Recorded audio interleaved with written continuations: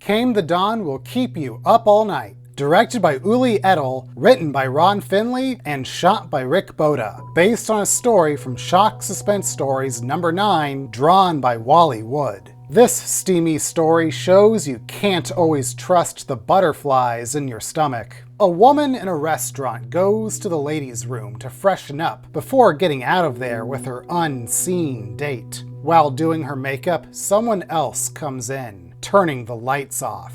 We all know how bathroom scenes go in horror movies. Having a shotgun ready, Bob barges into his hunting lodge, finding a beautiful woman standing by the lit fireplace, wearing nothing but a bedsheet. Startled, she asks if this is his cabin. A stuttering Bob tells her it is. The woman's father also owns a lodge in the area. She got lost and fell into the stream. Mistaking Bob's cabin for hers, she made a fire and hung her clothes up to dry. They're still drenched, so Bob lends her something to wear. Roger drives through the rainy night, calling Joanna. He's greeted by a less than flattering message. Hi, this is Joanna. I'm out, but I'd really love to hear from you, so please leave a message.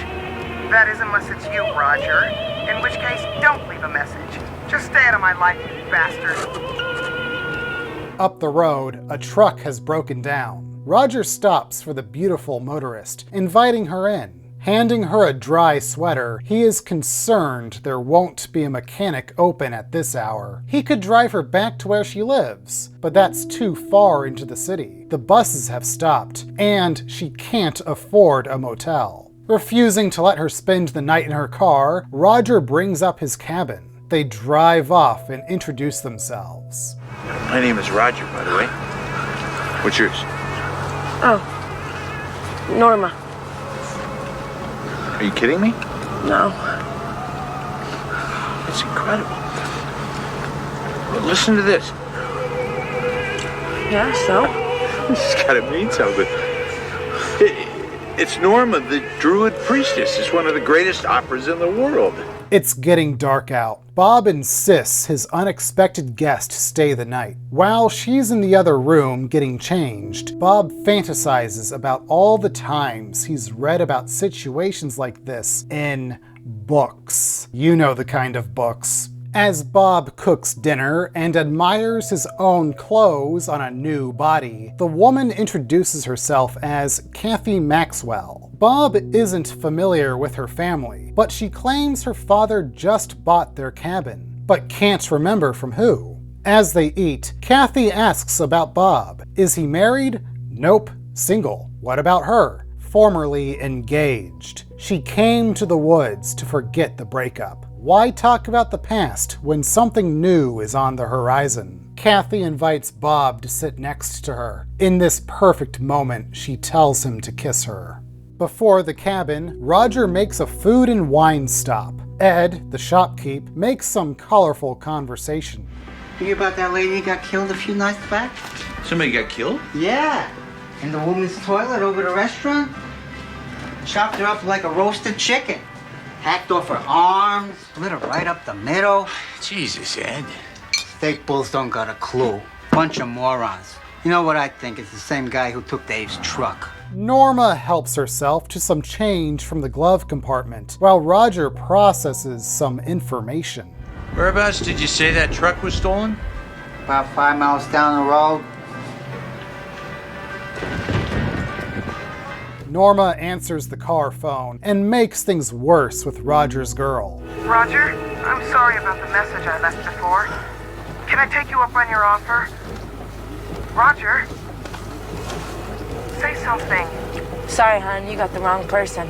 This is Norma, the Druid Priestess. Who is this? Making it to the cabin, Norma is in awe over Roger's collection of antique weapons. Our mysterious woman inquires about Roger's marital status. Are you married or something, Raj? Oh, no, the dresses belong to a woman who is no longer a part of my life. Was she your girlfriend? I'd rather not talk about the relationship. The important thing is that it's over. She finds clothes already laid out, and taking it the wrong way, she ransacks the room and heads downstairs. The passion runs high. Bob keeps Kathy warm until she falls asleep. He wraps a blanket over her, tends to the fire, and sits with his thoughts. All his life, he's been searching for a woman like Kathy. Bob turns on the radio. The police are combing the area for a dangerous woman who escaped from the hospital for the criminally insane. She's blonde, last seen with a hunter in the woods, dressed in the hospital's blue uniform, which she will surely try to get rid of.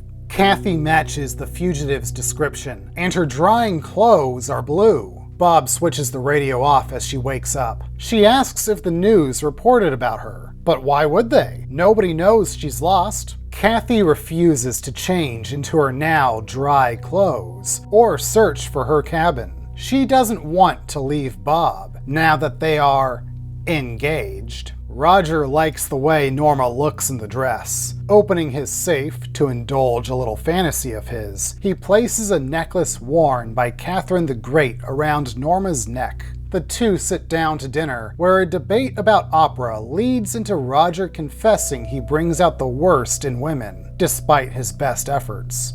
Things get serious when he changes the subject to Norma. Like, what do you want to know? Like who you are? Really? Like what your name is? I know it's not Norma. Norma is on the lam after dealing with her husband's affair. The two feel an intense connection. It's not long before Roger is tied to the bed, and Norma kicks her stash underneath. As things get hot, Roger hears someone downstairs. It is an unhappy Joanna. Roger rushes Norma out the door. She ain't happy either. We can hear the argument through the window. Joanna is the one who killed our restaurant blonde. During a break in the fight, Norma sees her chance, sneaking downstairs. Somebody grabs the axe off the wall. Norma steps on the TV remote, turning on a tape with a good look at Joanna. Norma isn't making it to dawn.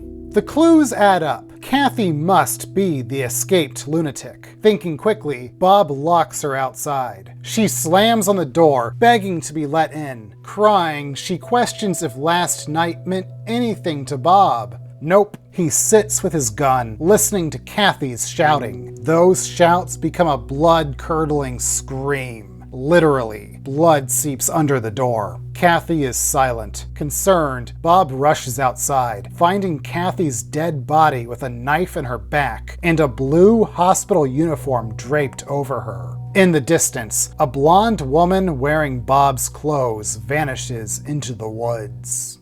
Came the Dawn's comic takes a more romantic approach. The way Wally Wood draws people really sets the mood. Up until the end, you could pass this tale off as something from one of EC's romance mags, or as one of those books that Bob reads. Kathy being the escaped inmate would have been too obvious of a twist, so killing off Bob's dream girl in cold blood livens up the end. The episode is less romantic fantasy and more shock suspense. Norma doesn't feel the spark that Kathy did. She even tries robbing Roger, who admits he brings out the worst in women before bringing out the worst woman within him. Split personality killers are a staple in horror. Norma's sketchy past and keeping Roger off screen at key points makes the twist a surprise. The jealous woman in Roger's life is Roger himself.